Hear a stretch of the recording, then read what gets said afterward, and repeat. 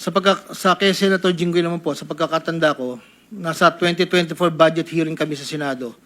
Kasama ko si Yusek Bernardo. Sa pagitan ng alas 9 hanggang alas 10 ng gabi, habang kami naghihintay, tinanong ako ni Yusek Bernardo kung meron pa akong gustong lagyan at meron pang available na 355 si SJE. Ayon po kay Yusek Bernardo. Sabi ko po, boss, meron naman. Sagot ni Yusek Bernardo sa akin na ipasok ko agad sa kanyang listahan ng oras na yun. Agad-agad po akong nagpagawa ng listahan sa staff ko at sa loob ng 10 to 15 minutes, pinasa ko na po ang listahan kay Yusek Bernardo. Ito po ang listahan ng mga proyekto na banggit. Ito po ay puro pumping station po with floodgates. Ito po ay phase 3. Dahil may nauna na pong phase 1, phase 2. Ito po ay 7 project.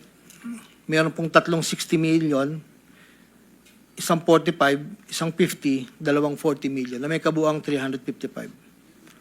Ang proponent po nito ay 25% at binigay ko yung Yusek Bernardo, kasama ang may iba pang proponent na mga pondong binaba niya sa akin para sa taong 2025. Wala po akong direktang transaksyon o direktang pakipag-ugnayan kay Senator Jinggoy.